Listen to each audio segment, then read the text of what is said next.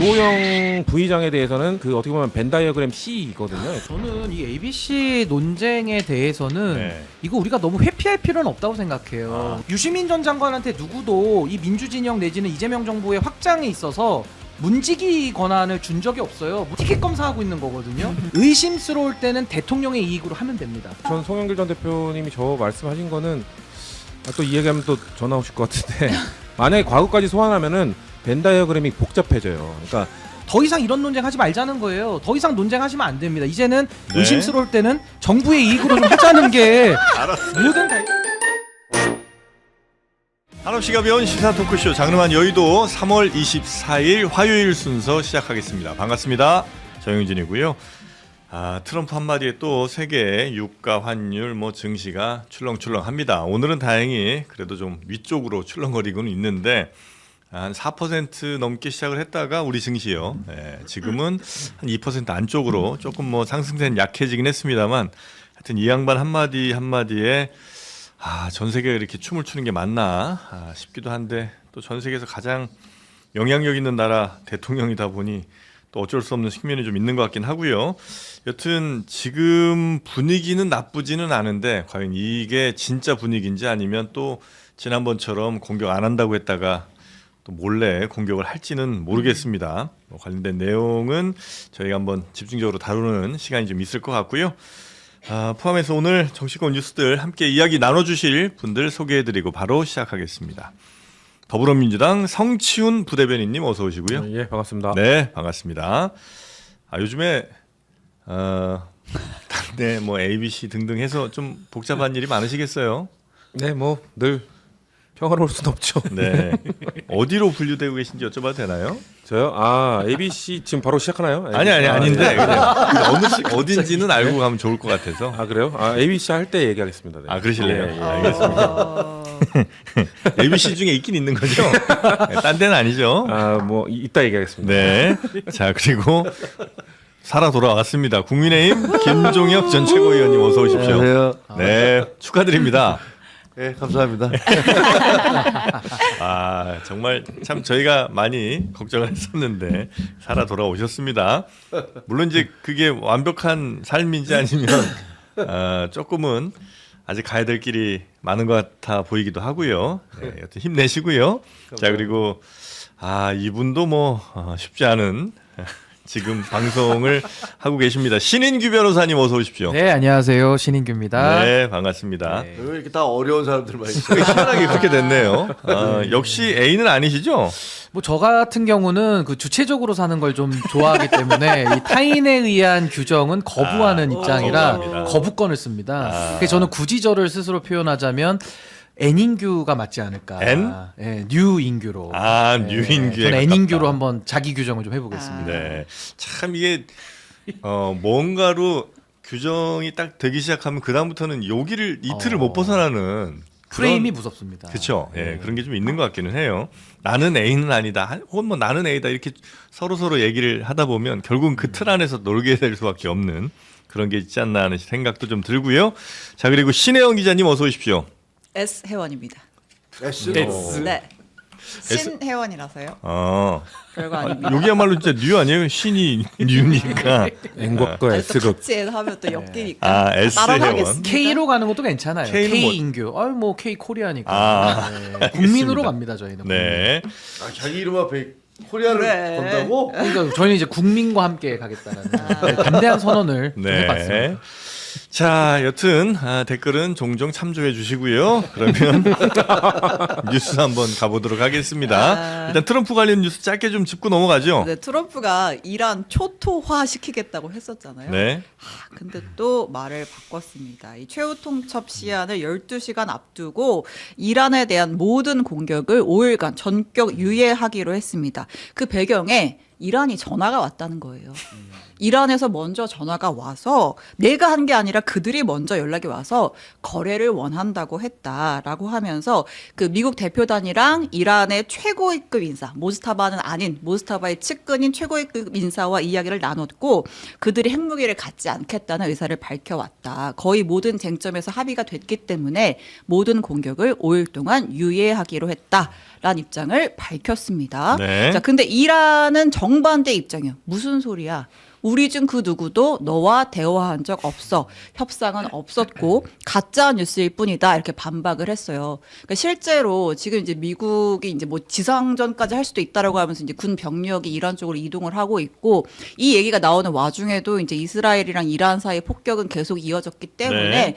이거 뭔가 연막 작전 아니야라는 의심을 또 이란 쪽에서는 하고 있는 것 같아요. 근데 어쨌든 트럼프가 공격을 유예하기로 한 결정을 발표하면서 특히 에너지 시설 같은 거 때리지 않겠다라고 하니까 국제 유가가 조금 안정세를 보이는 모습이 있죠. 어제 네. 뭐 한때는 14%까지 폭락을 했었고 뭐 우리한테도 일단은 긍정적인 영향입니다. 환율이 어제 한 30원 내렸잖아요. 1,840원대까지 내렸고 1,480원대까지 내렸고 오늘 코스피도 뭐 나쁘지 않은 상황인 네. 것 같습니다. 그렇습니다. 네. 자, 하여튼 요 분위기가 잘 평화적으로 좀 유지가 됐으면 좋겠는데 계속해서 지금 미군은 이란 근처로 군인들을 또 보내고 있다는 그러니까요. 그런 소식도 들어와서 조금 불안하긴 합니다. 네, 이런 힘든 상황에서 지금 우리나라는 추경 얘기를 하고 있죠. 예, 그래서 뭐 이제 뭐 전쟁 대비하는 추경, 뭐 이재명 대통령이 어쨌든 전쟁이 길어지니까 우린 장기전에 대비해야 된다라는 입장인 거잖아요. 또 추경을 추진하는데 관련해서 이제 뭐 어젠가요? 그 이제 추경 안에 포함된 그 금액 중에 일부를 민생지원금으로 활용하겠다. 하위 50%에게 이제 민생지원금 줄 것이다라는 보도가 나왔었는데 관련해서 이제 청와대는 사실이 아니다라고 이제 공식적으로 부인을 하긴 했습니다. 네, 요건 뭐 그냥 입 푸는 정도 느낌으로 한 말씀씩만 듣고 넘어갈까요? 네, 청와대 추경이라든지 지금 우리나라의 뭐 대응 같은 것들, 뭐 지금 우리 정부 잘하고 있는지, 뭐 일단 전쟁이 어떻게 될지 모르는 상황이잖아요. 네. 트럼프 대통령의 말도 계속 뒤바뀌고 있고, 저는 뭐 개인적으로 계속 이렇게 진짜 장기화되기는 어려울 거라고 계속 얘기를 하고 있는데 장기화되지 않을 경우에 추경의 필요성이 좀 떨어질 수는 있습니다만 모든 거를 다 대비해야 되는 게 정부의 역할 아니겠습니까? 그렇기 때문에 추경 이야기가 나오고 있는 거고 아마 이 민생지원금 이야기에는 아마 보수 진영 계속 우리 당 진보 진영에서 민생 그 추경 이런 거 할 때마다 결국 뭐 돈 살포하려는 거 아니냐 이런 식으로 프레임 짜려고 하는 좀 악의적인 소문에 불과하다고 보기 때문에 네. 정부가 만약에 전쟁이 장기화 정말 길어질 경우 대비하는 차원에서 지금 준비를 하고 있을 뿐이다라는 말씀드리겠습니다. 네. 자, 혹시 다른 의견이 좀 있으실까요? 아니면 아니 뭐 저는 뭐 그 네. 호르무즈의 군함을 파견하는 것을 비롯해서 뭐 여러 가지 대응하는 거 있잖아요. 이거를 트럼프 말에 따라서 하면 안 될 것 같아요.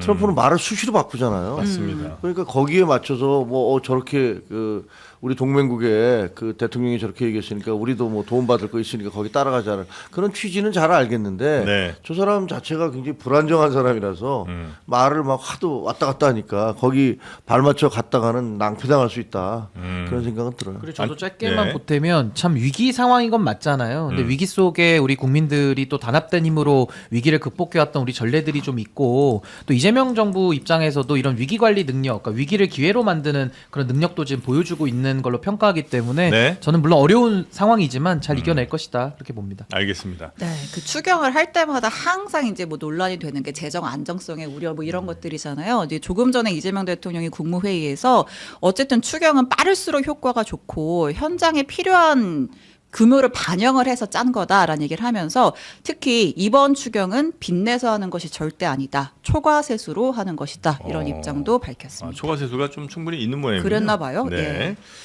그나마 다행입니다. 예. 자, 그러면 이제 본격적인 우리 정치권 소식, 특히 지방선거가 굉장히 어지럽게 돌아가고 있습니다. 국민의힘 시원한 쪽 소식부터 가겠습니다. 시원한 소식이요? 시원하게 밀었습니다.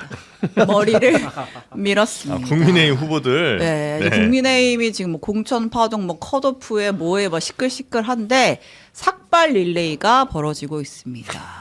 일단 누구? 저는 이분이 삭발해서 깜짝 놀랐어요. 누구죠? 박형준 부산시장. 아, 원래 되게 좀 약간 온건하고 젠틀하고 좀 이런 분으로 알려져 있거든요. 네네. 정계 입문하고 20년 넘었는데 삭발한 거 처음이에요. 네. 그 정도의 좀 경선에서 위기감이 반영된 거 아니냐 이런 얘기가 있는데 어쨌든 이제 명분은 부산 글로벌 허브 도시 특별법 을 빨리 제정해 달라를 촉구를 하면 삭발을 했는데 뭐 일각에서는 주진우 의원이랑 이제 경선을 하게 됐는데 거기에서 조금 더 강성 이미지 선명성을 강조하기 위해서 삭발한 거 아니냐 이제 이런 해석이 있고 그다음에 이제 컷오프 되신 분들의 또 항의성 삭발도 이어지고 있습니다. 네. 김영환 충북지사 구속영장에서 살아 돌아왔죠. 이 본인이 직접 저는 근데 보통 삭발할 때 정치인들 이렇게 뭐 연단이나 이렇게 밖에 야외 무대 같은 데 삭발하지 않아요? 네. 미용원에서 직접 삭발하는 영상을 페이스북에 이발소에서 올리셨습니다. 했어요? 이발소에서 직접 삭발하신 영상을 아. 올렸고 요즘 어쨌든 자영업자분들 힘들다고. 그렇습니다. 네.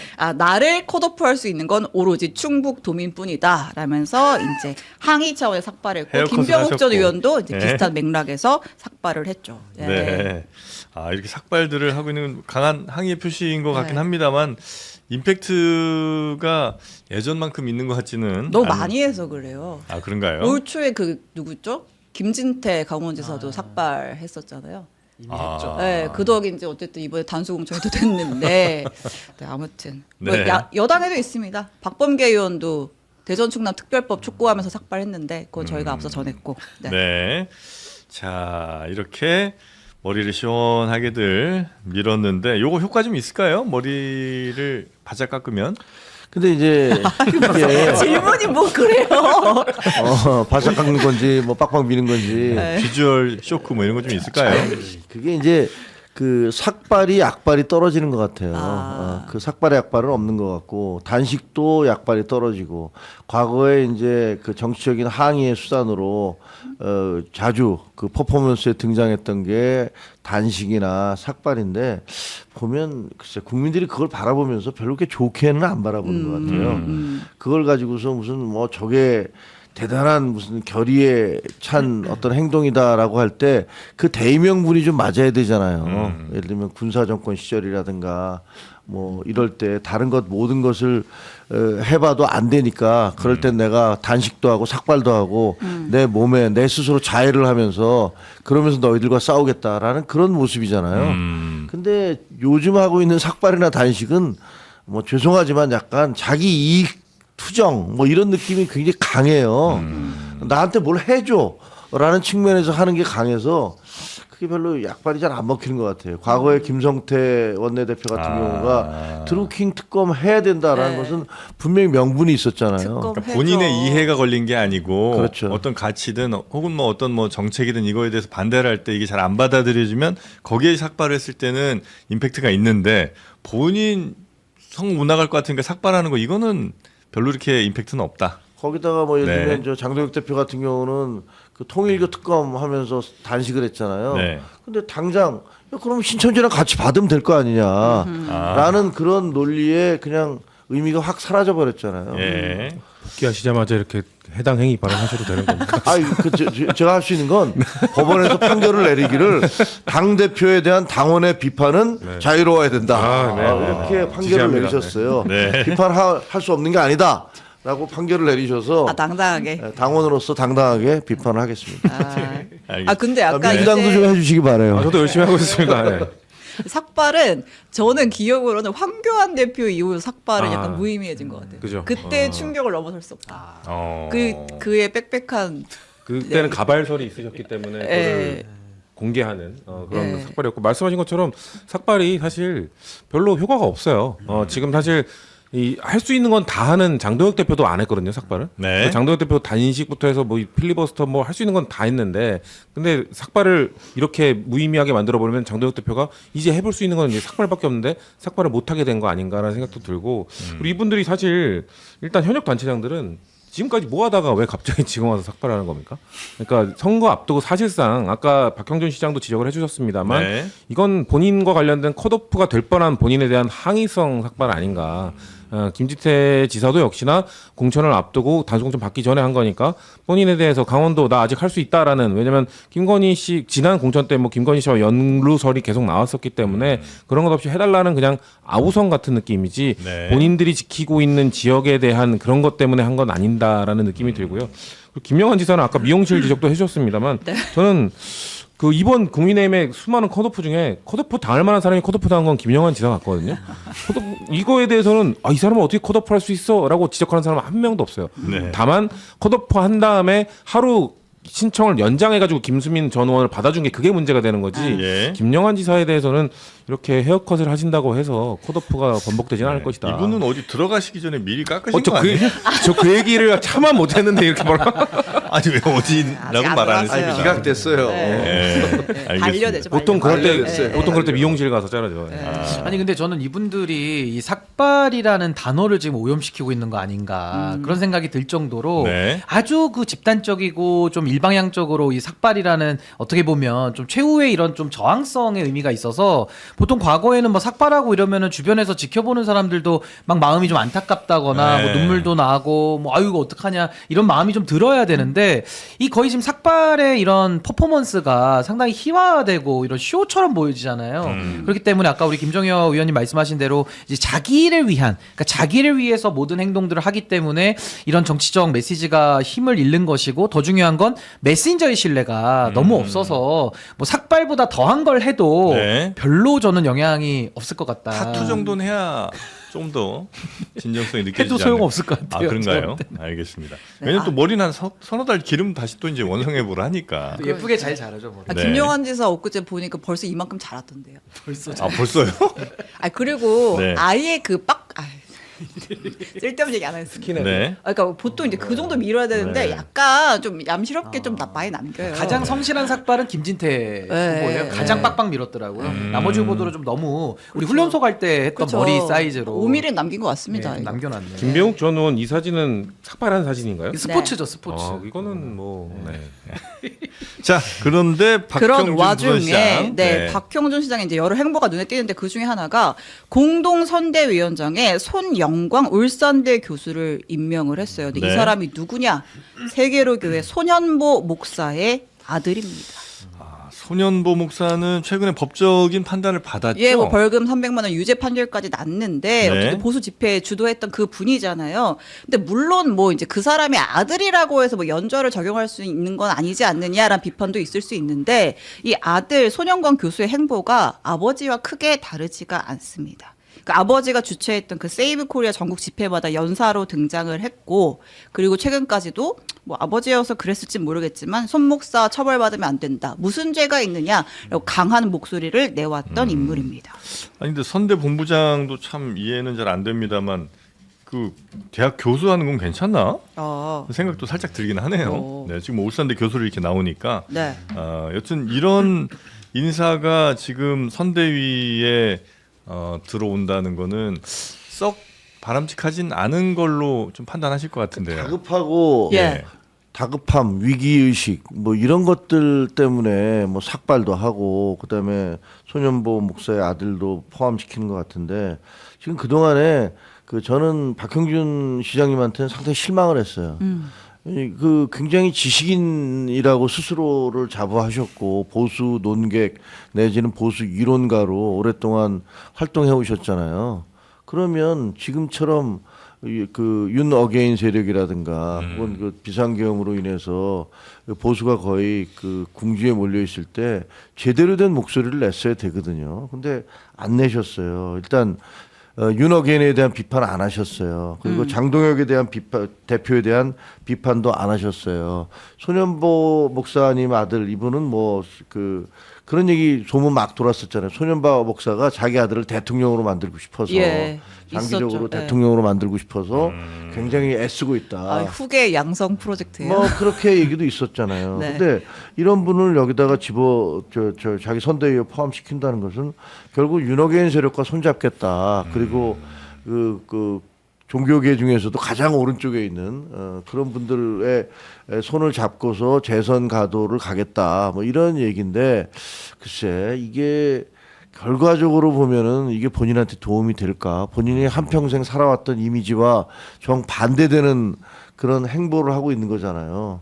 그건 저는 정치적인 자살행위 아닐까? 이런 생각도 들어요. 이건 참 물론 이 후보도 잘못된 선택이긴 하겠습니다만 기본적으로는 그 어떤 교회에 나간다고 해서 그 교인들이 목사가 누굴 뽑으세요, 뭐 어느 쪽으로 가야 됩니다 이런다고 해서 우르르 몰려가고 이러지 않아야 이런 것들이 근본적으로는 없을 거 아니에요. 그래서 사실은 그 해당 교회에 다니시는 분들이 어쨌든 투표하는 것과 뭐 종교를 믿는 것은 전혀 다른 행위인 거니까 뭐 본인들의 의지, 본인들의 어떤 선택, 논리적인 판단에 맞게 투표 행위들을 하셨으면 아마 이런 일도 안 벌어질 것 같은데 어느 교회 목사님 모셔오면 그냥 몇만 표 생긴다 이런 판단들을 하지는 못하게 좀 해야 되지 않을까 싶습니다. 네. 아무래도 이제 정교 분리의 원칙이 우리 헌법 20조 2항에 이미 나와 있고 지금 이제 정치가 종교화되고 또 종교가 이제 정치화되고 있는 이런 상황 속에서는 매우 심각한 문제로 저는 받아들여야 된다라는 생각이 들고 무엇보다 국민의힘 입장에서도요. 지금 뭐 이름들이 뭐 소년보라든지 뭐 고성국, 전한길, 정광훈 이런 사람들의 이름이 전면에 나와가지고는 뭐 아무리 본인들이 뭐 공천을 통해서 뭐 물갈이를 한다고 아무리 외쳐봤자 결국 본질은 안 변하는구나라는 이제 국민적 평가를 받을 수밖에 없기 때문에 전 이건 국민의힘이 가장 불쾌해야 될 상황인데 지금 부산에서는 박영준 후보가 지금 이런 식으로 어떤 그 소년보 목사와의 어떤 연계를 오히려 드러내는 이런 모습은 저는 뭐 아예 선거 자체가 좀 산으로 가고 있는 거 아닌가 좀 그런 생각이 듭니다. 주진우 의원이 너무 경쟁적이라고 아마 판단해서 그런 건가 하는 생각도 좀 들긴 하고요. 그쵸. 그것 때문에 기껏 나온 대책이란 게 소년보 씨의 아들을 선대위원장으로 임명한다는 게 네. 전 박형준 시장 그렇게 나쁘게 보지는 않았었는데 네. 진짜 이 정도밖에 안 되는 분이었구나라는 생각이 들 수밖에 없고 저는 일단 소년보 씨나 정광훈 씨한테 목사라는 호칭을 붙여주는 것부터 반대하고요. 아하. 그런 분들은 목사라는 직함에 어울리지 않는 분들이기 때문에 네. 그냥 씨라고 하는 게 저는 맞다고 보고요. 일단 박형준 후보 같은 경우는 오세훈 시장과 같이 그래도 뭔가 장도혁 지도부나 윤호개인 같이 가는 그런 노선에 대해서 그래도 좀 목소리 내려고 했던 분은 아닌가요? 근데 어떻게 낼랑 하다가 오세훈 제가 저번 주에 나왔을 때 오세훈 후보도 결국은 등록할 거다. 그런데 민망해질 거다라는 얘기를 했었던 것 같은데 네.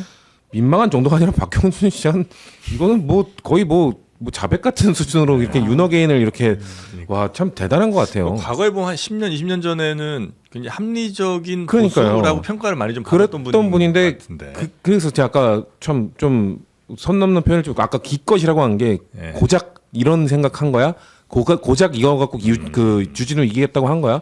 저는 박형준 시장 이거 헌데 이런 것 때문에 글쎄 알량한 경선표 조금 모을 수는 있을지 몰라도 본인이 갖고 있던 이미지가 확 내려가면서 지지율 떨어질 거라고 봅니다. 저는. 네. 근데 이게 알량한 경선표라고 할 수 만은 없는 게 전 이제 이걸 보면 진짜 윤호개인 세력의 당의 영향력이 있긴 있구나 이런 생각이 들어요.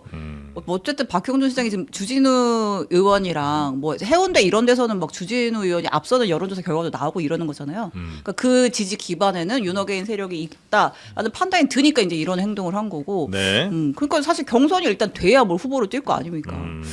아니 근데 이게 윤호개인과의 일체화 선언을 이제 뒤늦게 하는 건데 이게 가장 정치에서 안 좋은 게 양쪽에서 버림을 받을 수가 있어요. 결과적으로. 결국에는 일관되게 가는 어떤 하나의 확고한 메시지가 중요한데 그쵸. 뭐 좌회전 깜빡이 켜고 우회전 한다든지 아니면은 쌍깜빡이를 켜고 아무데로나 가고 이래버리면요. 네. 국민들이 보시기에는 저 정치인은 정말 이쪽 저쪽 표만 되면은 다 이용하려고 하는구나라는 그런 이미지가 형성이 되기 때문에 저는 아무리 뭐 소년보 씨의 뭐 아들을 데려오든 뭐 친척을 데리고 오든 뭘 해도 그 표가 그렇게 효과적으로 오진 않는다. 그쪽에서도 못 받고 이쪽에서도 못 받고 그렇죠. 오히려 네, 양쪽에서 버림받는 결과가 나올 수 있습니다. 네. 이런 행보는 벤 다이어그램에서 이제 교집합이 아니라 여집합 D가 될 겁니다. D 밖에 있는 그러니까 A하고 이렇게 해가지고 여집합 표현해서 가치와 이익을 야. 모두 포기한. 네 모두 포기한 거죠. D면은 재수강해야 되는 거 아니에요? D면은 거의. 아니, 점 없으면은. 모든 평론이 그걸 기준으로 하시면 안 됩니다. 자, 그리고 대구 한번 가볼까요, 대구? 네. 그러니까 도대체 장도혁 대표는 이 결과를 알았을까 몰랐을까 이게 제일 의문점인 것 공천 같아요. 결과에 대해서? 네, 그러니까 대구 TK 컷오프에 대해서 네. 일단 표면적으로 보여지는 거는 장도혁 대표가 TK 의원들 항의하러 왔을 때 알겠습니다. 모두가 납득 가능한 경선을 하라고 내가 하겠습니다라고 멘트를 해놓고 막상 공간위 회의에서는 이정현 위원장이 갑자기 독단적으로 안건 올린 다음에 컷오프 공관위원들 반발하고 이게 무슨 일이야 전화하고 했어도 컷오프 결정 내렸다는 거잖아요. 네. 그러니까 이게 이정현의 통제가 불가능했던 이정현의 어떤 독단적인 결정이었느냐? 아니다. 사실은 이미 물밑에서 다 장동혁이랑 짜고 치고 장동혁은 뭔가 말리는 느낌으로 가고 총대는 이정현이 메고 이렇게 간 거 아니냐? 지금 굿캅, 내부에서 배드캅. 네. 설왕설래가 있는 것 같아요. 네. 그 뭐 내부에서 제일 잘 아시겠죠, 뭐. 아니 이게 그 두 가지잖아요. 그러니까 짜고 치는 고스톱이냐 네. 아니면 무기력의 산물이냐 네. 당 대표의 무기력의 산물이냐. 근데 제가 그 이정현 대표 쪽에 좀 취재를 해보니까 네. 이정현 대표가 나는 장동혁이 누군지도 몰랐다. 그러니까 그래요? 공관위원장 지금도요? 되기 전까지는 장동혁이 누군지도 몰랐다. 그래서 오. 그냥 그 이름도 틀릴 정도였는데 나한테 오퍼가 와서 여러 차례 다른 사람 하라고 했는데 계속 해달라고 해서 나는 했다. 그리고 그 다음에 내가 그 잠적을 했다가 정권을 행사했다고 했는데 본인이 그것을 오케이라고 했기 때문에 지금 나한테 아무 얘기 못한다. 이렇게 얘기를 하신 걸로 제가 이정현 공관위원장의 들었어요. 단독 칼춤이다. 그러니까 그렇죠. 그러니까 그렇게 본인이 막 밀고 나가는데 네. 그게 이제 미필적인지 아니면 의도가 있는지 모르지만 그냥 주춤주춤하면서 그냥 방치하고 있는 듯한 장동혁 대표가 그런 느낌이 뭐 그 말이 사실이라면 근데 이게 네. 진실인지는 모르겠어요. 근데 뭐 그렇게 얘기를 하고 있으니까 아 그래요. 그럴 가능성이 지금 현재로서는 높아 보이는. 뭐 그럴 수도 있다는 생각이 들어요. 근데 그런 뭐 식으로 장동혁 대표 쉴드 쳐주는 건 아니에요? 제가 장동혁 대표를 실드를 아니, 치겠습니까? 그러니까 이정현 그쪽에서 위원장 쪽에서. 그 전부터 장동혁 대표 잘 몰랐다는 거는 맞는 것 같고. 근데 그 이후에 예를 들면 뭐 20분 동안 통화를 했다는데 네. 설득을 했을 수 있죠. 이게 아이디어다. 이렇게 가야지 주호영은 날리고 이진숙은 살린다. 그리고 대구에서 시장도 먹을 수 있다. 뭐 이런 얘기로 설득하지 않았겠어요? 지금 저 이진숙이 나가면 질 수 있다. 김부겸한테 질 수 있는데 만약에 네. 이준석이 아니고 뭐 다른 사람들이 나가면 그 추경호라든가 윤재혁이랑 나가면 절대로 그 주호영 대표는 못 나간다. 왜냐하면 서로 그동안에 오랫동안의 인간관계 얼굴 받쳐서라도 못 나간다. 이진숙이 나오면 나올 수 있지만 그러니까 이것도 못 나오게 하고 그다음에 이진숙은 네네네. 그 자리 보내고. 근데 뭐 짜고 치는 고스톱은 아닐 수 있어도 어쨌든 이정현 공관위원장이 이렇게 강하게 칼춤을 추는 데 있어서 아무 말도 하지 않는 것 자체가 뭐 당연히 힘을 실어주는 것일 거고 그렇죠. 이걸 이제 용인한다는 것일 거고 네, 그렇죠. 아니 뭐 아무 말도 하지 않은 수준이 네. 아니라 공관위의 결정을 존중한다. 뭐 그 힘을 공천을 실어주는 하다 거죠, 보면 뭐. 네. 당을 위해서 희생하는 사람도 있다. 이렇게 얘기를 했으니까 이대로 가겠다는 거죠. 그러니까 네. 저는 이정현 공관위원장의 위치 자체를 자세히 들여다봐야 되는 게 이분이 장동혁 대표로부터 임명받은 분이고요. 또 지금 공천을 관리하는 사람인데 최근에 그 복귀하면서 뭐 나에게 정권이 있다 뭐 이렇게 얘기를 하잖아요. 근데 실제 정권 있는 사람은 나한테 정권이 있다는 얘기를 안 합니다. 그냥 정권을 쓰면 되는데 하도 이제 권한에 대한 좀 불안감 때문에 스스로 그런 말까지 내뱉는 것이 전 지금 이정현 위원장의 위치를 그대로 증명해주고 있다 이런 생각이 들고요.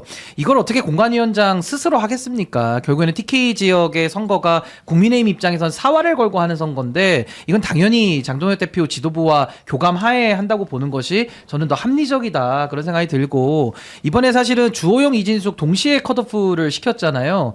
결국에는 이진숙이라는 사람을 공천을 했을 때 그때는 뭐 명분 자체가 없어지기 때문에 뭐 주호영 의원이든 누구든 다 무소속으로 출마를 해도 네. 해볼 만한 선거가 됩니다. 그렇기 때문에 오히려 이진숙과 주호영을 같이 잘라냄으로써 이 경선 나름의 정당성을 확보하고 네. 그러고 나서 사실은 주호영 의원이 움직였을 때는 지금 지역구가 수성 쪽이잖아요. 네. 거기가 이제 보수세 중에서도 약간 이제 한동훈 전 대표가 좀 인기가 있는 지역이다라고 분류가 되는 쪽인데 이쪽을 지금 원천봉쇄하기 위해서 사실은 주호영 의원의 출마까지도 막아버리는 그런 더블 컷오프가 이루어진 걸로 좀 보기 때문에 네. 앞으로 이제 그 경선을 치르고 나서 누구 하나 빈자리가 나면 아마 그 자리를 놓고는 아마 이진숙 후보를 좀 달래기용으로 아마 뭐 공천을 한다든지 이런 좀 경우의 수를 돌려보지 않을까 네. 싶습니다.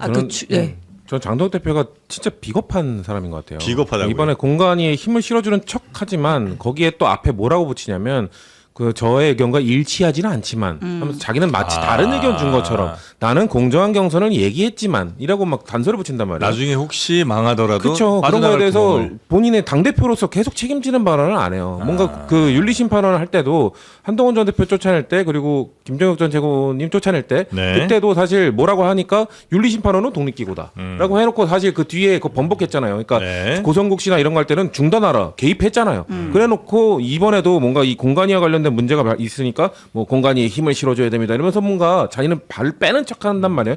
진짜 비겁한 사람이고 네, 네, 네. 저는 근데 주호영 부의장에 대해서는 또 말씀하지 말라고 했지만 이분이 딱 그 어떻게 보면 벤 다이어그램 C거든요. 그러니까 왜냐면 이정현 위원장의 사감 그리고 장동혁 대표의 사감이 딱 겹치는 분이에요. 아하. 장동혁 대표는 맨날 나한테 지금 노선 바꾸라고 비판했던 사람. 이정현 위원장은 그 수십 년 동안 이어진 친 이명박 친 박근혜 갈등의 중심에 있는 사람. 예. 그 벤 다이어그램 지금 C에 있는 사람이 주호영 부의장이니까 이분을 컷오프하는 데는 이견이 없었을 거고 다만 이진숙 후보에 대해서는 아마 이건 전 강제 약속 대련이라고 보거든요.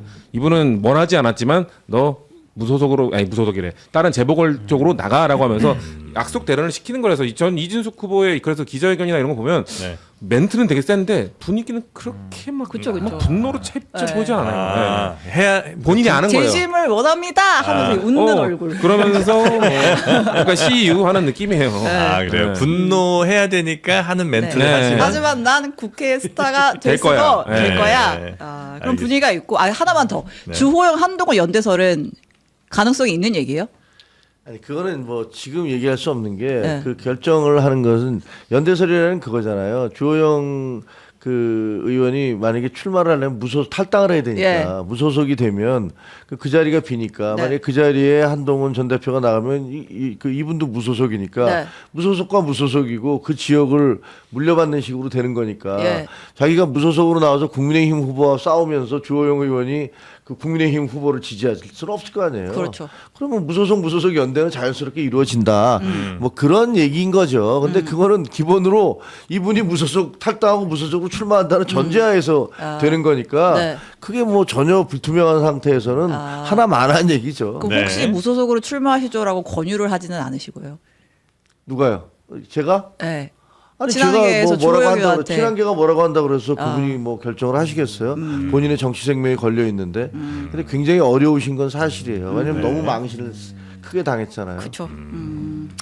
알겠습니다. 네. 하여튼 대구 쪽 봤고요. 네. 서울 한번 가볼까요? 민주당도 서울은 굉장히 뜨겁습니다. 네. 이제 예비경선 오늘 결과가 나오는데 앞두고 뭐 토론회도 있고 특히 이제 정원호 후보가 어쨌든 여론조사상 1등으로 나오다 보니까 정원호 후보를 향한 공세도 굉장히 강해지고 있어요. 그 선봉장에 이제 박주민 후보가 있는데 그 정원호 후보가 도이치모터스가 후원했던 골프 대회에 참석한 걸 두고 아주 세게 지적을 했습니다. 이거 들어볼게요.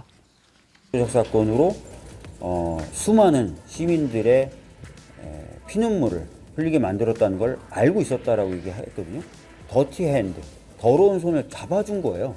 주가 조작을 하든 불공정 거래 행위로 수많은 어떤 부당한 이익을 취해서 사회적 비난을 받든 또 무조건 관내에 있는 기업이면 다 협찬받고 후원받고 같이 사진 찍고 보도자료 내주고 그렇게 해야 되는 겁니까? 네. 민주당 후보들 가운데 현재는 아마 정원호 구청장이 비교적 여론조사 등에서는 좀 앞서는 걸로 나오는데 네. 박주민 의원 등등이 이제 바싹 따라잡고는 있죠. 네. 지금 민주당 지지자들 사이에서도 이렇게 의견들이 좀 많이 나뉘는 것 같습니다. 특히 어제였나요? 김어준 씨가 진행한 프로그램에서도 이 박주민 의원의 뭐 행보 최근에 뭐 토론에서의 모습 같은 걸 굉장히 아주 격찬을 하던데 그렇게 되면 또 여기서도 표가 서로 지지가 좀 갈리는 어떤 성향에 따라서 갈리는 모습들이 나오지 않을까 하는 생각이 좀 들기도 합니다. 지금 서울시장 후보 민주당 쪽은 어떻게 보십니까, 우리 신인규 변호사님? 우선은 박주민 의원 입장에서는 이제 추격자의 입장이기 때문에 상당히 좀 마음이 다급할 수전 있다고는 봐요. 네. 근데 이제 최근에도 그 어떤 그 토론회에서 앵커가 묻죠. 김어준 씨가 사과해야 되느냐. 여기에 대해서 모든 후보는 동그라미를 다 드는데 박주민 후보만 이렇게 세모처럼 그렇죠. 가운데 팻말을 OX 가운데로. 들어서 네. 사실 답을 회피하는 이제 사실상 어떻게 보면 좀 뭐 면죄부를 주는 식의 이런 발언까지 나오게 된 것인데 네. 그러니까 그런 전략적인 포석을 놓고 보면 나름의 그런 좀 소위 말하는 대형 유튜브 채널들의 힘을 좀 모아서 좀 역전 뒤집기를 한번 시도해 보려고 하는 거 아닌가라고 좀 미루어 짐작을 해볼 수 있을 것 같고 네. 저는 이런 식의 물론 뭐 당연히 그 정원호 구청장 시절에 안 갔으면 제일 좋죠. 근데 사실은 우리가 요즘 우리 사회가 참 좀 극단화된다는 것이 뭐만 하면 그냥 그 사람들과 다 연대를 시켜가지고 마치 사회적 연자제를 만드는 듯한 이런 좀 분위기가 있거든요. 저는 그런 식으로 가는 건 옳지 않다. 의혹을 제기할 수 있는데 네. 의혹을 제기하려면 명확한 논거를 가지고 증거로서 어느 정도 소명이 가능한 형태로 해야지 네. 그냥 어디 갔으니까 뭐 다 연관 있는 걸로 보여요라는 식으로는 안 되고 저는 더 중요한 것이 네. 지금 민주당이 서울시장 분위기 좋잖아요. 네. 그렇다면 너무 이렇게 무리수를 서로 둘 것이 아니라 조금 더 본인의 비전과 어떤 희망과 서울시장 시점에 아예 좀 근본적인 패러다임을 바꾸는 이런 모델들을 놓고 어떤 사회의 아젠다 이슈를 좀 만들어가면 참 좋겠다는 생각이 드는데 경쟁을 좀 아름다운 경쟁을 해야 되는데. 뭐 좋게 말하면 아름다운 경쟁이지만 좀 네. 미래를 위한 이야기를 좀 해야 되는데 네. 여전히 그런 과거를 좀 이렇게 흥신소처럼 터는 이런 식의 경선으로 가는 것은 좀 네. 좋은 모양은 아닌 것 같다. 근데 그런 생각이 듭니다. 이 박주민 의원이 제기한 도이치 후원 행사 관련해서는 정원호 구청장도 얘기를 했죠. 그러니까 일단 이 행사 자체가 예. 성동구 체육회가 주최를 한 행사다. 그리고 이제 뭐 성동구청장이었으니까 내빈으로서 참석한 거지. 그 이제 후원 업체와는 무관하게 참석을 한 사안이다. 이렇게 선을 긋긴 했는데요. 일단 이게 시점상 이제 2025년 9월이다 보니까 작년 9월이요. 예, 이제 뭐 당연히 이제 도이치모터스가 어떤 회사인지가 다 이제 공개된 상황에서 뭐 어쨌든 뭐 참석을 했고, 그러니까 단순히 내빈으로만 참석한 것은 아니었고, 이제 뭐 박주민 캠프에서 이것도 공개를 했죠. 이제 같이 이제 골프를 치는 뭐 사진도 이제 공개를 해서 뭐 이거는 단순히 그냥 내빈 자격으로 참석했다고만 볼 수는 없다. 친분이 있는 거 아니냐 이제까지 공격을 하는 상황입니다. 정원호 구청장이 이제 골프 대회에 참석해서 골프를 직접 쳤다는 뭐 그런 이제 주장을 했고, 네. 도이치모터스는 이제 여러 후원사들 가운데 하나라는 게 이제 정원호 구청장의 주장이고요. 네, 정원호 구청장 이렇게 얘기를 했어요. 정원호 구청장 측이 과거 국민의힘이 이재명 대통령과 성남 FC의 후원을 억지로 엮었던 형태의 대잡이다. 지금 우리를 향한 공격이 국민의힘의 공격보다 오히려 더 센 것 같다. 네. 이렇게 얘기 좀 불쾌감을 드러냈습니다. 네. 사실 저는 이런 공격은 적절하지 않다고 생각합니다. 왜냐하면은 도이치모터스 주가 조작 세력들이 잘못한 거고 그들은 처벌받고 있고 그리고 그들에 대한 심판은 해야죠. 하지만 회사 자체를 그럼 아예 그냥 멀리해야 되나? 이 회사 그러면은 뭐 그 국회에서 도이치모터스 문 닫는 법 발의하시든가요. 통과시키든가. 이 법 기업이 나쁜 기업입니까? 뭐 그렇게 몰아가야 됩니까? 예전에 저희 진보 진영에서 삼성의 이 불법 승계 문제가 한창 있을 때 네. 삼성 막 불매운동 막 이러니까 이런 얘기까지 하는 분도 있었거든요. 근데 저는 그때도 아니 삼성이 직원들은 무슨 죄냐 이렇게 불법 승계를 한 그런 지도부나 이쪽 체제의 운영직 문제인 거지 왜 그런 사람들에게까지 피해를 주는 행위를 해야 되지? 그럼 도이치모터스 이게 정말 더티앤 더러운 손을 잡아준 거면 제가 알기로 도이치모터스가 되게 각종 체육 행사 후원 많이 해주는 걸로 알고 있거든요. 그리고 어린 애들, 학생들 체육 대회, 학생들 야구 대회 이런 것도 막 도이치모터스 도이치모터스 뭐 후원 이런 거 많이 해준 걸로 알고 있거든요. 그러면 그거 하는 거기에 참가하는 어린 아이들, 학생들도 더러운 손 잡아준 겁니까? 그러니까 이런 식으로 뭔가 딱 도이치모터스 하면 나쁜 놈들, 그 도이치모터스의 손을 잡아주면 더러운 손 이런 식으로 구분하는 공격은 저는 네. 잘못됐다고 보기 때문에 박주민 의원이 갖고 있는 장점이 있잖아요. 의원으로서의 훨씬 노련함 이런 것들을 장점을 부각시키는 쪽으로 전략을 짜야지 네. 이거 딱 하나 잡고 좀 물고 늘어지는 거 이건 부적절한 공격을 생각합니다. 그리고 하나만 보태면요. 네. 저런 식의 선악 구도를 계속 쓰잖아요. 저걸 극단화하기 시작하면요. 박주민 의원도 문제 제기를 했는데 본인도 역공당할 수 있습니다. 자기도 그 기준에 다 맞춰서 살 수 있겠습니까? 그러니까 저는 어느 기준을 쓸 때 보편적으로 쓰고 우리가 서로에게도 내가 지킬 수 있는 기준 정도로 요구를 해야지 남을 때릴 때는 뭐 밥만 같이 먹어도 다 이거 뭐 범죄에 들어가는 거 아니야? 이런 식의 선악 구도로 일반화시키기 시작하면요.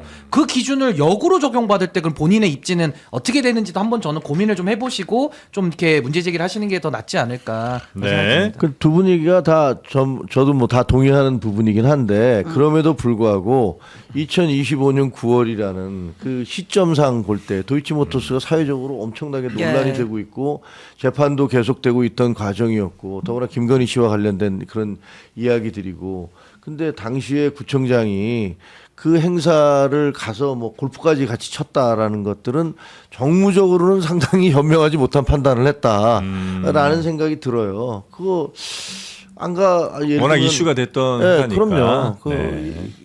예를 들면 그냥 가서 어쩔 수 없이 여러 단체가 하니까 뭐 인사하고 올 수는 있는데. 뭐 사회 자선재단이 주최를 한 거다. 근데 거기에 후원을 한 것 중에서 도이치모터스가 들어가 있다라고 이렇게 얘기를 하는 것 같아요. 그러니까 그것도 이해는 돼요. 근데 누구든지 저도 뭐 정치인들이 어디 갈 때 보면 한 번씩 보잖아요. 왜냐하면 그거 잘못하면은 어떻게 엮일지 모르고 나중에 그게 무슨 발목을 잡을지 모르기 때문에 여기 뭐 이상한 단체가 들어있거나 그러면 이거 문제가 있어. 이거 안 되겠는데라고 얘기를 하거든요.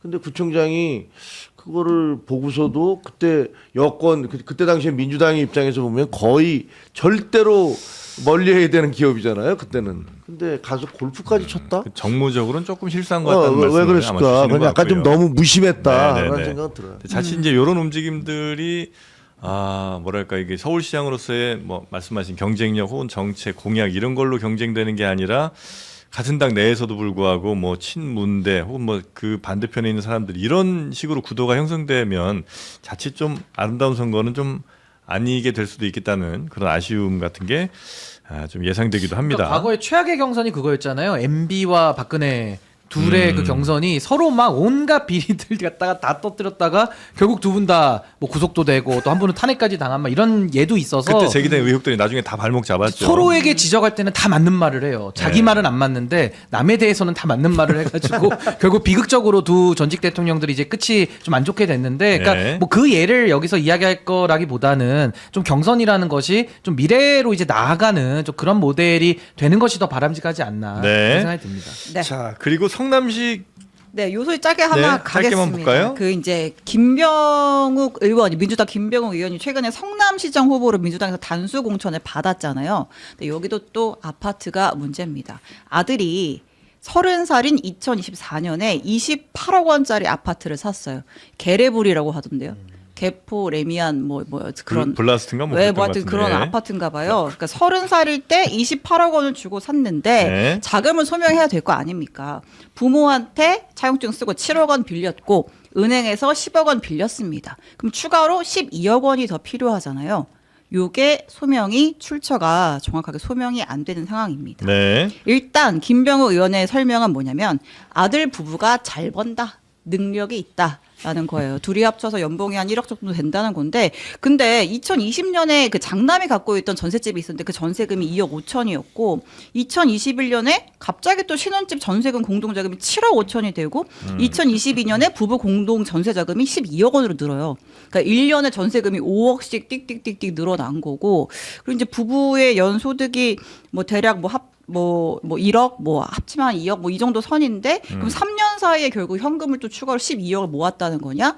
좀 소명이 안 된다. 이제 이런 의혹이 있습니다. 각자 1억씩 번다 하더라도 네. 사실 뭐 세금 내고 나면 뭐 그보다 한참 적은 금액일 텐데 여기다 생활비 쓰고 나머지로 어떻게 12억을 모았냐? 그렇죠. 이게 이제 의혹의 핵심인 거죠. 네. 자, 그래서 김지호 예비 후보가 1인 시위 하고 있고요. 예, 컷오프가 됐는데 이제 김지호 후보 예비 후보 이제 아니죠. 컷오프가 됐으니까. 네. 아무튼 김주호 전 대변인이 12억 출처 검증이 먼저다라고 하면서 네. 이 민주당 중앙당사 앞에서 1인 시위를 하고 있습니다. 알겠습니다. 네. 자, 그리고 오늘 시작하면서 잠깐 얘기가 나온 유시민 메인 DC로 씨의 가볼까요? 메인 DC, ABC. 요게 이제 잠잠해질까 싶었는데 전혀 그러고 싶지가 않은가 봐요. 정치인들이 일단 좀 어느 정도 봉합 좀 됐으면 좋겠다 싶었는데 전혀 그럴 기미가 안 보입니다. 네. 하나하나 좀 뉴스 좀 볼까요? 네, 일단 뭐 저도 해석을 덧붙이고 싶지는 않고 이제 유시민 씨가 이제 그 매부쇼에 출연해서 이제 ABC로 이제 분류를 했던 거잖아요. 가치 중심의 A, 이익 중심의 B, 교집합인 C라고 하면서 뭐 A는 이제 민주당 뭐 DJ부터 쭉 문재인까지 이재명까지 지지를 이어가는 코어고, B는 뭐 지금 뭐 공천 받으려고 나는 친명이다 행세하는 사람들이고, 뭐 C는 뭐 동시에 뭐 있는 사람들, 이제 이런 해석을 했고, 이제 이런 분류가 적절하냐 이런 비판도 있던 와중에 김민석 총리가 관련해서 언급을 했습니다. 어제 그 K 국정설명회가 있었거든요. 네. 기자들이 다 듣다 깜짝 놀랐어요. 국정설명회 하는데 갑자기 ABC가 나와가지고 정치, 경제 등을 인류 2루로 나눈 시기가 있고 국민을 A, B, C로 나누기도 하지만 국민도 기업도 정부도 힘을 모으고 실용과 민주의 길을 가는 게 우리의 소명이다. 이렇게 얘기를 했습니다. 네, 저도 이제 어제 이걸 봤는데 네. 한 10여 분 PT를 쭉 하다가 갑자기 이 얘기가 좀 끝에쯤에 거의 그렇죠. 끝에 이제 결론쯤에 갑자기 이 얘기 나오는데 그 부분에 상당히 힘을 줘서 이렇게 얘기를 하더라고요. 그래서 이렇게 지금 뭐 가르지 말고 이제 통합의 길로 가야 된다. 이게 이제 메시지긴 했는데 여튼 ABC론에 대해서 굉장히 강한 어조로 비판을 좀 한 것으로 충분히 이해될 만한 그런 PT였던 것 같다 생각이 좀 듭니다. 혹시 이거 어제 보셨어요? 그 K 국정 설명회? 전 그 쇼츠로만 쇼츠로 네, 보셨어요? 네. 네.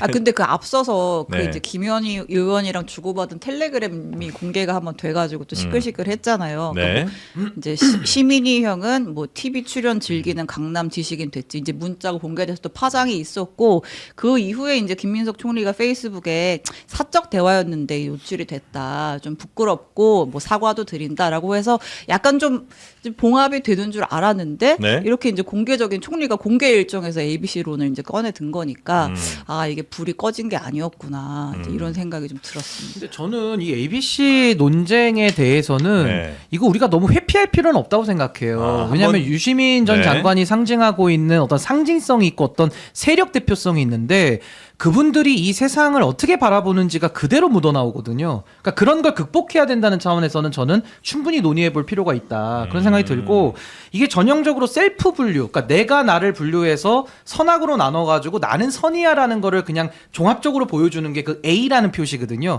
뭐 학점도 A 학점이 좋으니까 아, 우리가 그냥 좋은 거 할 거야라고 셀프 훈장을 주는 거예요. 근데 이게 국민들과 같이 가서 국민들도 그렇지 유시민 작가는 A지라고 하면 이게 문제가 없는데 국민들은 무슨 분류법이 이렇게 되는 거야? 그리고 왜 본인만 그렇게 옳다라고 하는 거지? 라는 굉장히 좀 고압적이고 권위적인 좀 답답함을 느끼는 거거든요. 그래서 전 이 얘기는 좀 자유롭게 하는 게 전 더 맞다라는 생각이 들고 또 하나는 우리가 최근에 논쟁했던 뉴 이재명 현상 한번 보세요. 그거 그냥 사회적 현상 설명했을 뿐인데 뉴라는 언어가 무슨 갈라쳤다, 작전 세력이 들어왔다, 무슨 위장 잠입했다라는 얘기까지 난리 호들갑을 다 떨었거든요. 근데 이제 와가지고는 그 배우 안 찾고 지금은 또 이거 이용하는 또 정치인들이 문제라는 식으로 또 꼴대를 살짝 또 비껴서 옮기고 있어요. 거기다가 유시민 전 장관은 과거 영상을 저도 찾아보니까 MBTI 분류법도 스스로 거부하시는 분이더라고요. 그렇게 사람을 16가지로도 나누는 거는 그 말이 안 된다. 근데 본인은 왜 세 개로 그러면 또 사람을 나누는 일을 하느냐. 그리고 조국 대표도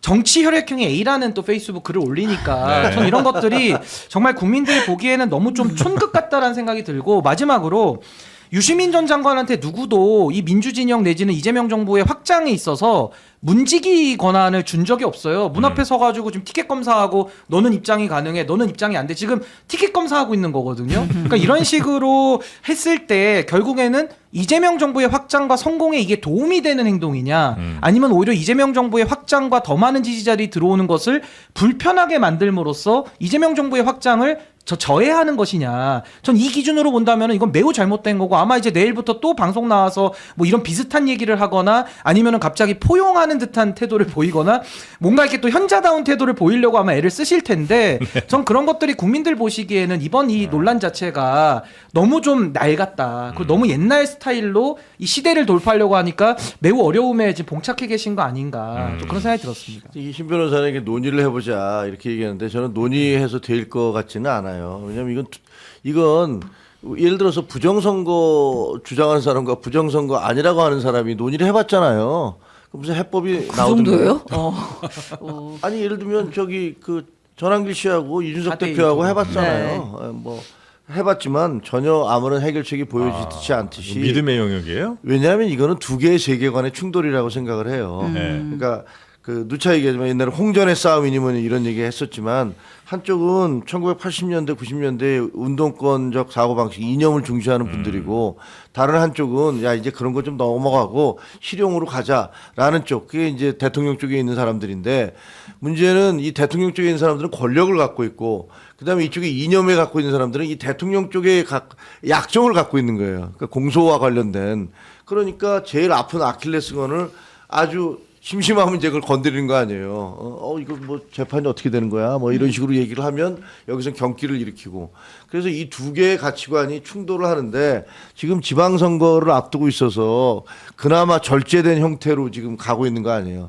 대통령 되고 난 다음에 여러 가지 우여곡절 뭐 반명입니까? 뭐 제발 대통령 좀 놔두세요. 뭐 이런 것부터 시작해서 계속 왔는데 아마 8월 달에 전당대회 되면 아마 폭발할 겁니다. 그때쯤 되면 아주 심각한 두 개의 세계관이 충돌을 할 것이다.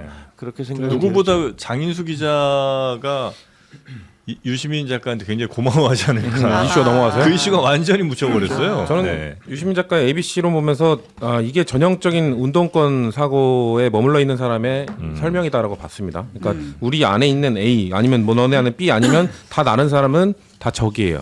그러니까 적으로 규정하고 피하 규정한 다음에 싸우는 방식 이게 너무 올드한 방식이거든요. 근데 지금 이재명 대통령이 말하고 있는 거는 그런 방식이 아니에요. 네 편 내 편 그런 게 어디 있냐. 이념이 뭐가 중요하냐. 실용적으로 우리에게 도움이 되는 사람은 벤 다이어그램 밖에 있는 사람도 뭐 우리 편이다. 약간 이런 식으로 얘기를 하고 있는 거란 말이에요. 그렇기 때문에 그리고 일단 그렇게 그려서까지 갖고 나오셨는데 문과셔서 그런지 잘못 그렸어요. 벤 다이어그램 그렇게 적어서 내면요 오답 처리됩니다. 벤 다이어그램 그릴 때는요. 그러니까 뭔데? 뭘 그려와 이거. 벤다이어그램은 이 U를 그려야 돼. U. 조금 높여서 그러니까 들어주실래요? 전체 집합. 이 전체 집합, 보편 집합이라고 하는데 전체 집합, 보편 집합이 무조건 그려야 됩니다. 여기 생방이라 그래픽으로 못 그려주죠. 그러니까 이걸 그려야 벤 다이어그램에서 정답 처리를 받을 수 있는 거고 네, 저는 네. 그래서 이 A, B, C 서로 왔다 갔다 이게 뭐가 중요합니까? 이 U라는 이재명이 있는데 그러면 아이. 이재명 정부 안에서 다 같이 A, B 여기 밖에 아까 S라고 하셨죠. S건 N이건 저 뭐 N이에요, N. 다 K. 들어가면은 그게 그러면 된다라는 얘기를 정치인이 해줘야지 거기도 편가르기 하면서 과거에 운동권식 사고를 하고 있는 게 네. 벤 다이어그램 점수 빵점. 아니, 개인적으로 저는 그 뭐랄까 평양냉면 마니아 분들 있잖아요.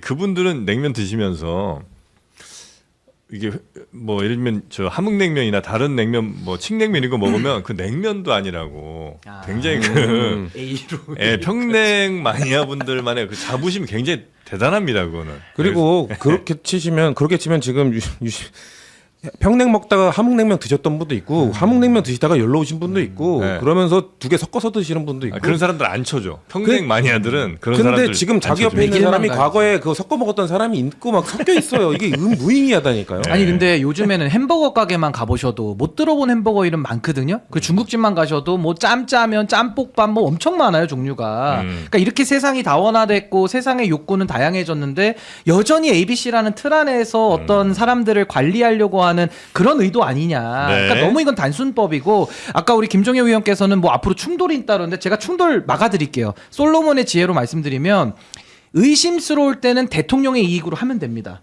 서로 충돌이 있을 때 인듀비오 프롤레오처럼 네. 의심스러울 때는 가장 지금 국민의 뜻에 가까운 이재명 대통령이 하자는 대로 하면요 모든 문제들이 해결이 돼요. 그래서 저는 인듀비오 프롤레오 원칙을 정치의 영역에 도입을 해서 네. 의심스러울 때는 국민과 연동되어 있는 이재명 정부가 하자는 대로 하는 것이 모든 문제를 종식시킬 수 있는 마지막 최후의 거의 필승카드 아니냐. 청와대 대변인 아하, 예약 때문에 아니 그 인듀비오 프롤레오 원칙이 있어요. 네. 의심스러울 때는. 다시 돌아와서 요것만 듣고 갈게요. 그러니까 이제 LBC 논쟁이 이제 결국은 어디까지 번졌냐고 하니, 그러니까 지난 대선에서, 그러니까 지지난이죠. 지난 대선이죠. 네. 그러니까 도대체 친문 세력이 그럼 이재명 대통령의 당선을 위해서 역할을 했느냐? 까지 이제 번진 그러니까 지지난 대선 이게 되겠죠. 지지난 대선에서 그러니까 그때 뭐 이제 뭐 이기냐 윤석열과 가시냐 막 이러고 이재명 싸우다 붙었을 때. 보니까 네. 윤석열과 이재명이 붙은 대선에서 친문 세력은 사실상 이재명의 낙선 운동을 했다는 주장을 송영길 대표가 지금 했습니다. 민주당 당 대표인데 예. 전 당 대표인데 당시의 대표였죠. 굉장히 이게 파장이 좀 커지고 있더라고요. 네, 그러니까 이낙연을 밀기 위해서 네. 친문은 이낙연을 밀었고 이낙연이 경선에서 지자 이재명의 선거 운동을 돕지 않았다. 사실상 낙선 운동을 했다라는 거고 이제 그 이후에 이제 이낙연 대표의 행보는 우리가 알고 있지 않습니까? 네. 그거 잠깐 들어보고 올게요. 네. 친문 세력들이 이낙연을 밀려고 아예 다 조직적으로 맞아요. 대장동 사건도 터뜨린 거잖아요. 대장동 사건도 조중동이 터뜨린 게 아니라 그 이낙연 쪽에서 터뜨려서 그게 확산된 거 아닙니까? 우리 지역구의 의원들이 하나도 선거운동 안 한다. 이재명 후보 유세차 돌지도 않고 어디 처박아 놨다. 이런 제보를 엄청 들어. 소위 친문 세력 누구라고 특정을 하지 않겠습니다만 상당수 의원들이 이재명 선거운동을 안 했다니까요. 이낙연부터 안 한 거잖아. 염치가 없어요. 부끄러워할 줄 모릅니다. 지금 자기들이 하고 있는 일이 무슨 일인지 알 거예요. 아는데도 아무도 말을 안 찾아요. 심각합니다. 심판을 받게 될 것 같은데요. 이제 지지난 대선에 그랬다는 얘기는 사실 좀 돌긴 돌았었잖아요. 그냥 뭐 공식적으로 보도나가 이런 건 아니지만 그냥 아름아름 혹은 뭐 커뮤니티 같은 데서 제대로 선거운동 안 한다 혹은 뭐 그냥 손 놔버렸다 아니면 은근히 오히려 윤석열 후보 쪽을 더 도와주고 있다 등등의 얘기들이 굉장히 있기는 있었는데 이제 전 당대표 입에서 이제 이 얘기가 나오니까 이거 굉장히 좀 충격적인 얘기긴 합니다. 이게 지금만 있었던 게 아니에요. 네. 2017년에 실제로 정동영 졌잖아요 그때. 네. 그 2012년이었던 게 2017년이 아니고 2007년. 네. 그때 정동영 그 후보 측에서 뭐라고 그랬냐면 우리는 노무현 후보 될 때 정말 목숨 걸고 도와줬는데 내가 후보 됐더니 그쪽에서 하나도 안 도와줬다. 그러면서 엄청 서운해 하더라고요. 그걸 뭐 제가 직접 들은 얘기니까. 그리고 그때 감정의 골이 꽤 있었는데 지금 정동영 대표가 정동영 통일부 장관이 지금 이재명 그 대통령 정부에서 사실은 그리고 또 이재명 그 대통령이 정치 입문하는 거 정동영계로 입문하셨잖아요. 그래서 이런 것들이 있고 문재인 대통령과 이재명 후보 두 후보가 막 싸웠잖아요. 열심히 싸우고 난 다음에 그때도 그런 얘기 있었어요. 문재인 대통령 되는데 이재명 쪽에서 별로 안 도와줬다. 그런 얘기 있고 이제는 이재명 대통령 됐는데 문재인 쪽에서 우리를 안 도와줬다. 이렇게 서로가 서로에 대해서 물론 이거는 선거가 끝나면 있을 수 있는 얘기예요. 섭섭한 부분이 있을 수 있는 얘기인데 이것을 아까 말씀하신 대로 송영길 전 대표가 공식화했다는 것들이 중요하고 네. 그다음에 지금 보면은 누구야 정청래 네. 그 대표가 봉화마을 가서 이 정청래 대표가 검찰에 대한 법안을 바꿀 때 검찰청 없애려고 할 때 제일 큰 논란이 뭐냐면 야 정작 제일 큰 피해를 입은 이재명 대통령 괜찮다는데 니들이 왜 나서 얘기에 대해서 이런 얘기가 나오니까 노무현 대통령을 소환했잖아요. 그리고 이번에 법이 통과된 다음에 봉화마을에 갔어. 눈물을 흘리면서 이거 저희가 임무를 완수했습니다라고 얘기하는데 이거 많이 어디서 드라마나 무협지 같은 데서 본 거 아니에요. 사부님의 원수를 저희가 드디어 갚았습니다. 네. 라는 어떤 선악적 세계관을 정래 대표가 그냥 그대로 보여주고 있는 것이어서 이거 이 싸움 그렇게 간단하지 않을 것 같아요. 네. 근데 저는 당시 당 대표로서 선거를 치렀던 송영길 전 대표의 이건 증언이기 때문에 이거 뭐 내부 제보가 아니라 상당히 이건 신빙성이 있어 보인다라는 게 그렇죠. 저의 일단 생각이고 예. 또 최민희 의원도 뭐 방송에 나오셔가지고 당시 이제 친문 인사들이 뭐 선거운동 잘 안 도와서 뭐 미안함이 있었다 이런 증언을 또 비슷하게 한 적이 네, 있어요. 네, 네, 그래서 네. 이런 것들은 전 충분히 있을 수 있는 일이다라는 생각이 들고 거기에 대해서 또 최민희 의원 같은 경우는 그게 이제 친문이 아니고 친낙계다 이렇게 또 분류를 하시던데 저는 그건 좀 맞지 않는 것 같아요. 결국 이낙연 전 대표가 총리를 지냈고 당대표를 지냈는데 문재인 정권과 함께 하신 분인데 친문과 친낙을 나누는 게 과연 가능할까? 너무 많은 인볼브가 돼 있어서 전 그 분리는 쉽지 않다라는 생각이 들고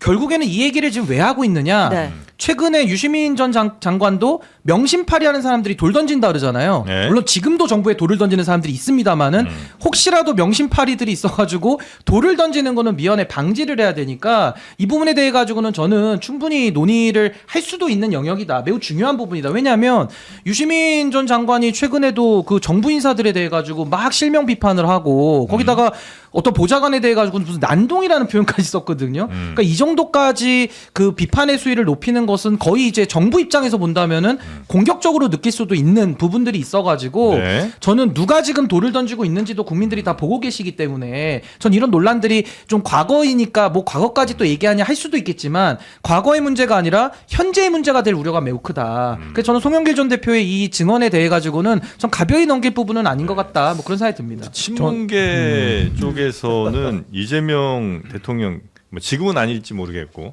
과거에는 그렇게 싫어했었어요, 되게. 아니 뭐 싫어하는 분도 있고 싫어했는 거에 앞장선 분인데 지금 지명된 분도 있고 뭐 다양하게 섞여 그래요? 있어요. 근데 저는 그럼에도 전 송영길 전 대표님이 저 말씀하신 거는 또 이 얘기하면 또 전화 오실 것 같은데 전화해서 뭐 송영길의 진심을 몰라주냐 뭐 이럴 것 같은데 진심을 알기 때문에 말씀드린 건데 이게 사실 말씀하신 게 맞아요. 그때 그런 얘기 많았고 네. 실제 유세차가 안 도는 지역도 있었고 네. 그 팩트예요. 팩트인데 문제는 뭐냐면 그 팩트 때문에 몇 표가 깎였는지는 수치할 수가 없어요. 네. 그러니까 그것 때문에 0.73% 졌다는 거를 증명할 수가 없어요. 그러니까 그냥 논쟁만 하는 거예요. 그러니까 논쟁만 하는 거고 그리고 무엇보다도 이재명 대통령이 그 당시에 내 책임입니다라고 했잖아요. 그럼 장수가 그 얘기했으면 이제 그 얘기는 덮고 넘어가서 안 해도 되는 겁니다. 근데 굳이 이 얘기를 저는 다시 꺼내는 것은 지금 안 그래도 ABC론 때문에 계속 지금 뭐 당내 갈등이나 이런 것들이 막 주목받고 있는데 그거에 조금 과거까지 소환해서 만약에 과거까지 소환하면은 벤 다이어그램이 복잡해져요. 그러니까 6개 정도 막 7개 막 복잡해지면 이거 했다가 여기로 가는 사람 그때 선거운동 안 했는데 지금 이재명 대통령 열심히 하고 있는 사람 그때는 이재명 대통령 지지했는데 지금은 이재명 대통령 반대하는 섞여 있기 때문에 사실 그 논쟁이 여기에 섞인다고 해서 이 논쟁이 잘 될 수는 없다. 그래서 저는 좀 아쉽다는 근데 말씀. 그렇게 보면 만약에 이재명 대통령이 싫어서 예를 들어 당시 윤석열 대통령의 당선을 내심 바랬거나 아니면 차라리 그게 낫다고 생각을 했다면 그 사람들이 A일 수 없는 거 아니에요? 왜냐하면 본인들이 추구하는 가치가 국민의힘 윤석열 후보에 의해서 달성되리라는 생각을 하는 것 자체가 어불성설 아니에요? 그러니까 유시민 전 장관의 분류법에 따르면은 극단의 B에 있는 사람들일 텐데 네. 지금 그분들이 다 뒤섞여 있잖아요. 전 성춘 대변인 말씀이 맞다고 보는 게 그분들이 다 지금 뒤죽박죽 섞여 있어요. 그러니까 여기서 뭐 색출을 하고 나눠보자 이런 뜻이 아니고 네. 얼마나 유시민 전 장관이 하고 있는 이 행태 자체가 어처구니가 없고 말이 되지 않느냐를 설명하면서 아마 과거 이야기까지 부득이 소환한 거 아닌가라는 생각이 들고 그래서 저는 마찬가지로 더 이상 이런 논쟁하지 말자는 거예요. 더 이상 논쟁하시면 안 됩니다. 이제는 네. 의심스러울 때는 정부의 이익으로 좀 하자는 게 모든 갈등을 좀 아니, 마무리하자는 논의를 취지입니다. 조금만 논쟁하고 결론 내릴 때 정부의 의견으로 결론 내릴 정부의 때는 의견이 국민의 인규비오로 이익이기 가야 때문에. 됩니다. 국민의 이익으로 가야 됩니다. 네. 그러니까 아니, 이게 시점상 그런 것 같아요. 유시민 작가가 ABC론을 꺼내 들었고 네. 이제 거기에 대해서 이제 그 논리에 의하면 송영길은 B야라고 약간 저격한 것 같은 이제 뉘앙스가 있었는데 네. 거기에 대해서 이제 송영길 대표는 뭐 지금 뭐 이렇게 우리가 하는 게 뭐 너만 가치를 추구하는 거야? 과거에 너도 사실 너희의 이익에 따라서 우리 안 도왔었는데 뭐 이제 와서 무슨 우리는 하나고 통화를 말하는 거야? 앞서 그렇게 해놓고 약간 이런 취지로 전 반박을 했다고 읽혔거든요. 네. 이제 이걸 두고 어쨌든 이제 좀 논란이 되고 있죠. 그러니까 이제 책임을 뭐 돌리는 거 아니냐라고 하면서 이제 친문계에서 좀 불편한 내색을 했고 고민정 의원 같은 경우에는 문재인 대통령도 본인이 낙선했을 때 그리고 정권 교체를 당했을 때 모든 게 다 부족한 내 책임이라고 했다. 이제 와서 남 탓하는 건 보기 좋지 않다 이렇게 비판을 했고 이제 그러다 보니까 송영길 대표가 오늘 또 이제 한 언론이랑 통화해서 내가 했던 말이 전체 친문 세력을 지칭하는 것은 아니다.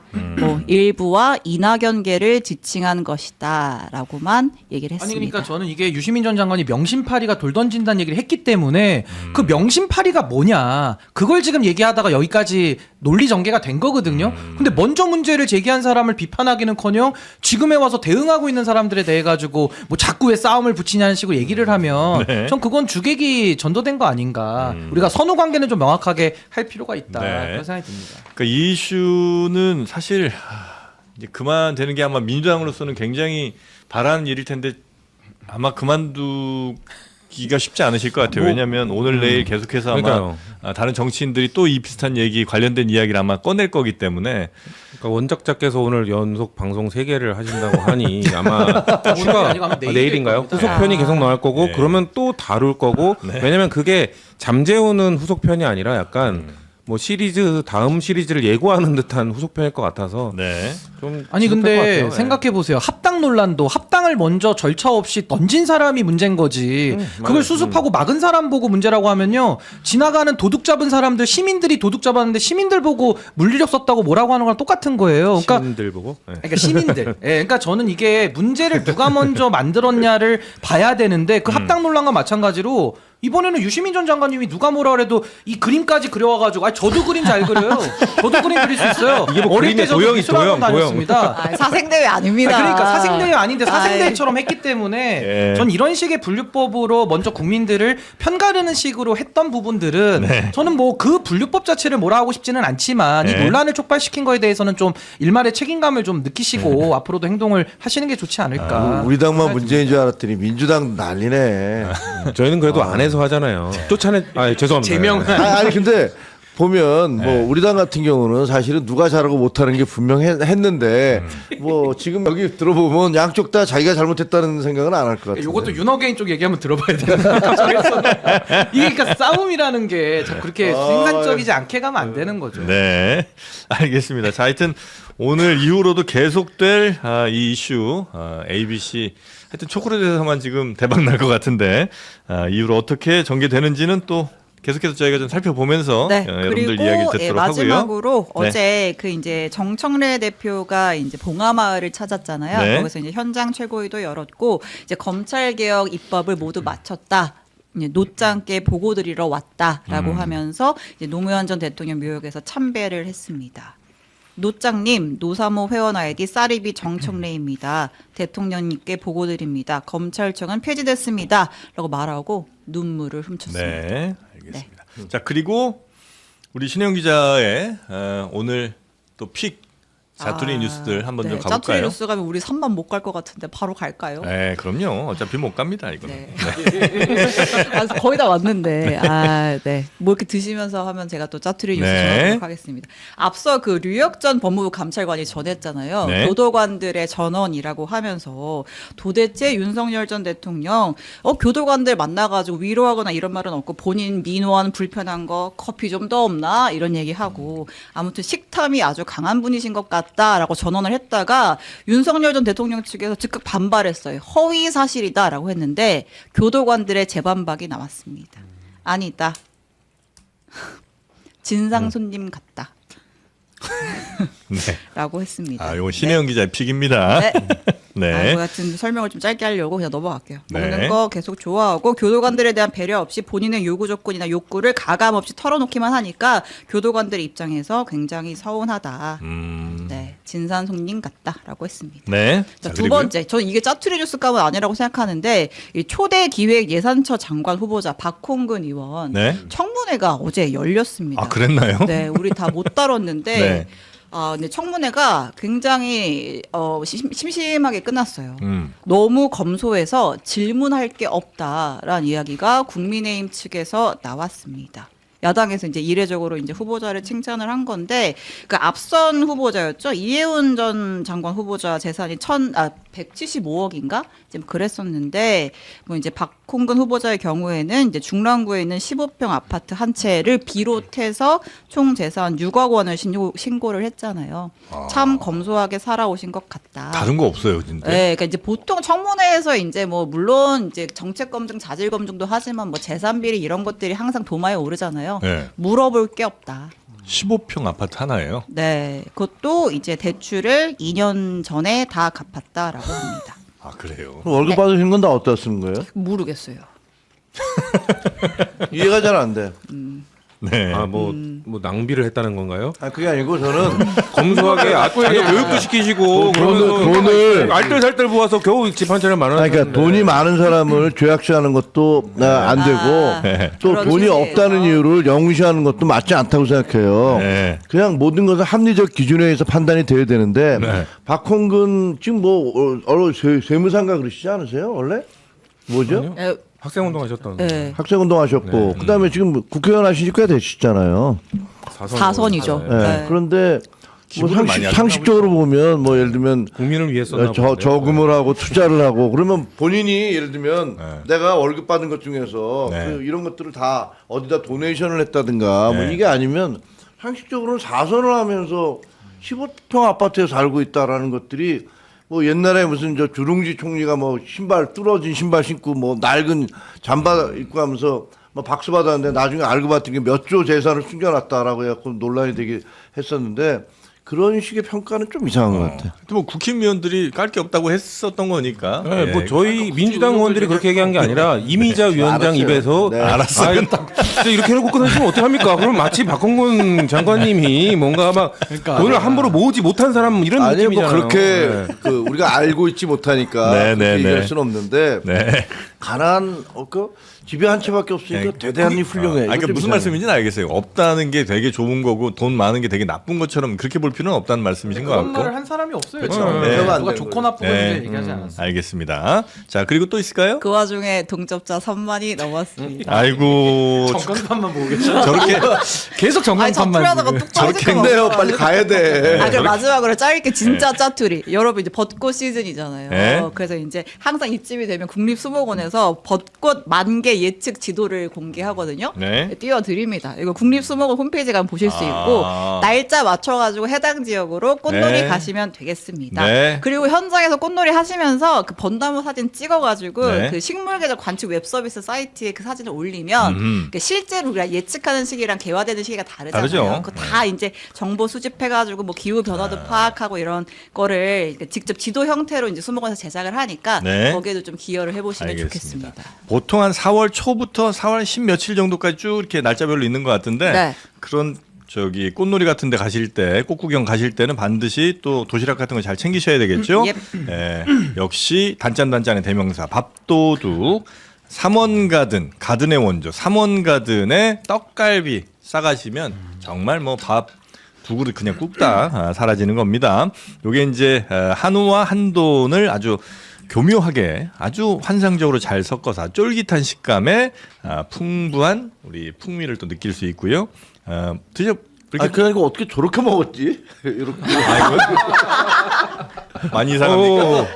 아 그래요? 좀 이상했나? 아니, 괜찮아요. 수영복 모양 이렇게 해서 이제 피카츄 한번 만들어 보려고 했는데 진짜 수영복 같다. 왜냐면 가해 쪽이 조금 그래도 더 맛있어 나는. 아, 그래요? 예, 조금 더. 여기 사mon가도 엄청 유명하잖아요. 엄청 유명하죠. 어릴 네. 때부터 알고 있었던 거 그렇습니다. 이 집안의 따님이 그 LPGA 골프 선수. 맞습니다. TMI 대단히 감사합니다. 아는 게 많으시네. LPGA 골프예요. 네, 과거에. 예, 하여튼 요 두툼 떡갈비 5+5 핫딜로 29,900원에 보내드리고요. 사먹는 원래 되게 비싼데. 아 그렇죠 그렇죠. 예, 맛있게 드시고 꽃구경 가시고 집에 돌아오면 피곤하시겠죠. 바로 요 경주 바짝 받칠 수 있는 요 베개로 튼튼하게 쉬시면 되겠습니다. 아주 통기성이 뛰어나고 요 제일 장점 뭐냐 세탁기 넣고 빨으셔도 됩니다. 여기가 아주 그 빨기 좋게 빨 수 있게 만들어놨기 때문에 요렇게 편안하게 주무시면 되겠습니다. 우리 김종혁 최고위원님은 어디 가시나 봐요. 자꾸 이렇게